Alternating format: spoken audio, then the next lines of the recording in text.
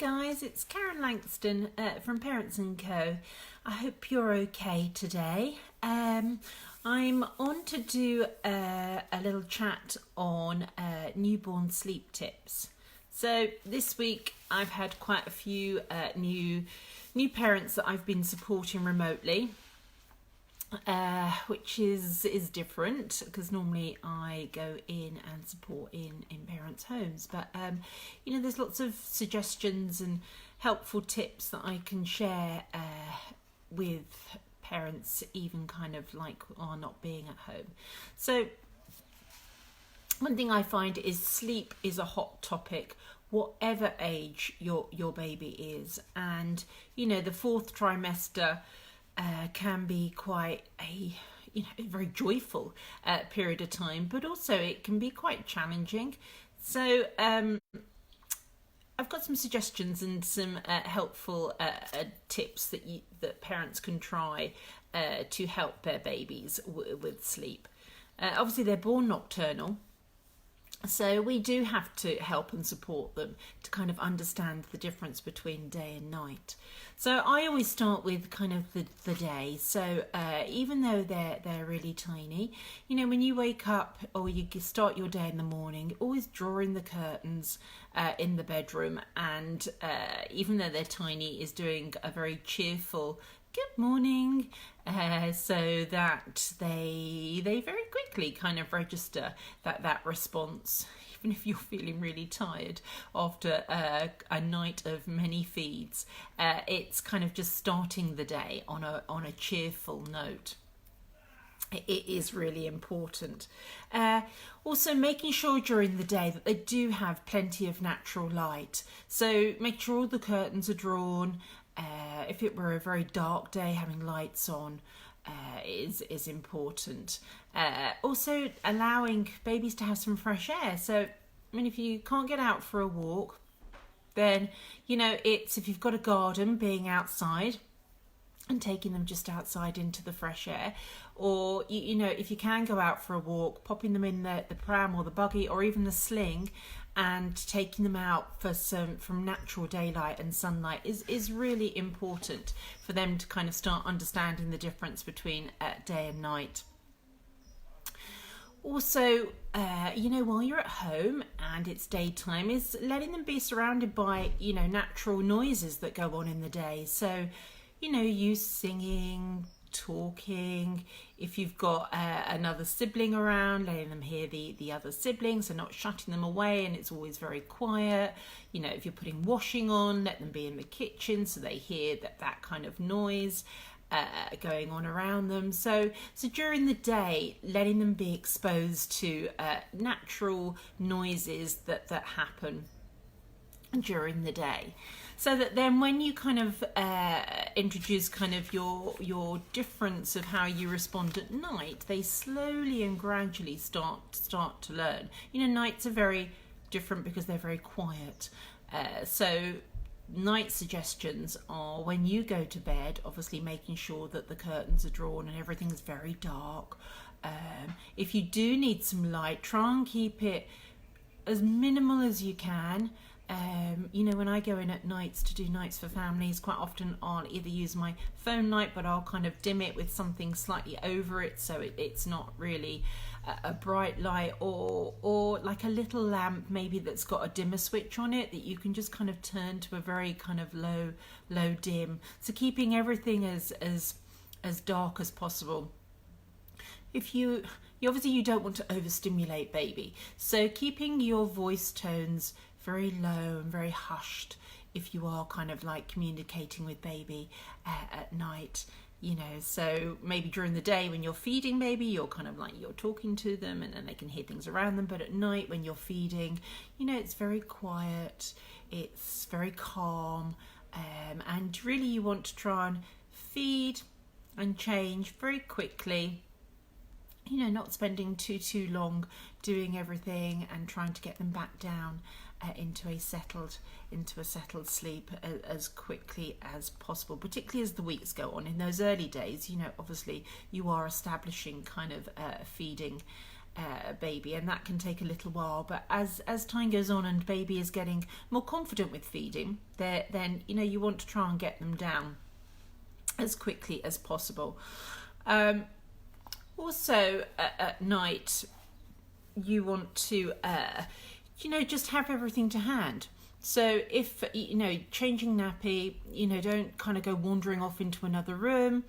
Have a little changing kit that's kind of like there. If you haven't got room to have a little changing unit in the room, then having a little kind of changing bag so you've got everything to hand, so that you can again do that nice and quickly and as quietly and as gently as you can. If you are bottle feeding, then again having everything there ready to go to make up your formula feed is makes things simple and kind of like as quick as possible, so that you don't have to go wandering off downstairs to kind of make a feed up. You can bring everything upstairs. I'll talk in greater detail about if you are kind of formula feeding, how you can make that a very simple kind of process, but following all the guidance on making up formulas correctly. I'll talk about that on another video. So you want to make your day and your night as different as possible, so that baby slowly does start to kind of like understand the difference. Other things, obviously, a lot of parents say, am I going to make bad habits? Am I making a rod for my own back? Well, in the 4th trimester, you can't make bad habits. You can't make a rod for your own back. Babies need you. They need to be close to you because they need to feel safe and secure. So, if the only way at times that they will sleep is on your chest, particularly kind of during the day, then that's absolutely fine. Things will change as they get that little bit bigger. Babies don't start to fully make melatonin, which is the sleepy hormone, until they're around, I say around because every baby is very different, around 12 weeks. So, during that kind of period, it's, there's little things that you can do to start making those positive associations with sleep. Also, I did a little video recently on swaddling. So again, swaddling is a really nice way to kind of make babies feel safe and secure and calm. So, even during the day, you can swaddle baby if they're finding it really tricky to go to sleep. Swaddle baby, obviously if it's warm like it is today, being very mindful of not letting baby get too overheated. So really, they just really need a little vest on, and then swaddling baby.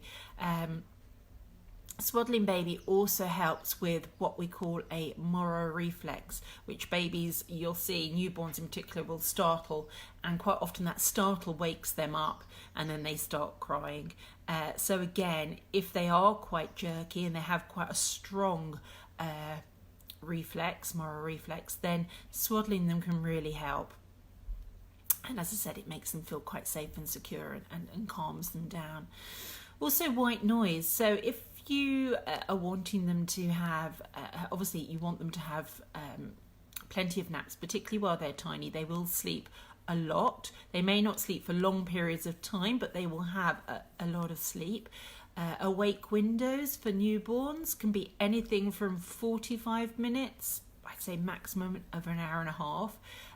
They can get very overtired very quickly, and quite often that awake window when they are newborn is really just your feeding and a change of a nappy. So be mindful of their awake windows.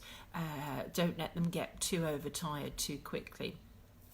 So just kind of, they will have lots of little naps throughout the day. But white noise can sometimes help. If you're finding that a little one is struggling, or certain noises startle them and wake them up, white noise can be a really good thing to kind of play to distract away from sounds. And there's a variety of apps that you can get on your phone, or I've even got a shush app on my phone that is just doing that gentle shushing that can be quite exhausting for parents to keep going. Keeping baby cool, so you don't want baby to become overheated. Obviously the Lullaby Trust has some really good guidance and advice on their website about kind of room temperature for babies. I mean, they talk about 16, being the kind of starting point. I do tend to find sometimes that it can be on the little cool side of 16. But, just making sure baby doesn't become overheated is really important. And they do tend to sleep a bit better if they're on the cooler side. Most of them do anyway. So, just checking your room temperature. And that baby, you haven't got too many layers over baby to get them too warm. A good place I find to actually find kind of, touching baby just to check that they're not too hot and sweaty is the back of the neck. So, you can actually just kind of just feel baby's back of their neck just to see how warm they actually feel. And obviously having a thermometer in the room. The Lullaby Trust actually do little cardboard ones that you can actually stick up in the room is quite good just to kind of see roughly what the temperature is. Or they do the Grow Egg. The Grow Company do something called the Grow Egg, which is a little egg that's lit up and that actually displays the room temperature on it. So that's a good thing to kind of have if you really want to kind of see how warm it is in the room that the baby's sleeping in or the room that they're mainly in with you. Massage is a really nice way to kind of relax baby, particularly kind of in the early evening. So you don't have to bath newborns too often. Bathing babies, newborns in particular, can dry out their skin very quickly. So a couple of times a week in the early kind of, a few months is absolutely fine. Or if you're finding it's nice to kind of have a nice little bath time routine with them, that's absolutely fine. But they don't need to stay in the water very long at all. But you don't have to bath baby to do a nice little massage. So using a little coconut oil or a natural sunflower oil, which is organic, is really good for baby's skin. And what I will do next week is I will do a little basic massage routine that you can do with your newborn, which is just, as I said, a really nice way to make them feel very calm and very relaxed.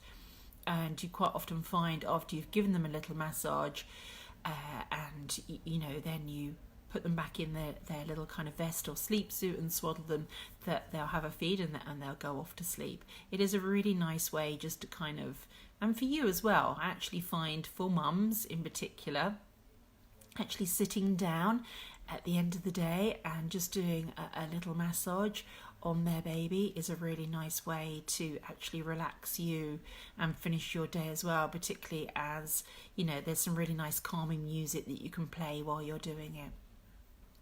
So I hope those kind of little helpful suggestions on sleep tips for newborns is of interest to you. Again, if you know of any new parents that have just had a new baby and are just wanting a bit of advice and guidance on helping their babies, their newborns to sleep, then please share this little video with them. And again, I'm always free and around just to kind of take any questions that anybody has on sleep, feeding, gentle routines, all the kind of common issues that kind of parents face with their little ones. So I hope you found that really useful, and I look forward to seeing you again tomorrow. Enjoy your day. It is lovely and sunny, so try and get out for your once a day exercise, and if you are able to, take your little newborn with you. As I said, they don't have to be in a pram or a buggy. You can walk them with a sling, which is absolutely fine. And also getting out for you once a day is a really good idea as well. So see you again tomorrow. Have a great day. Bye for now.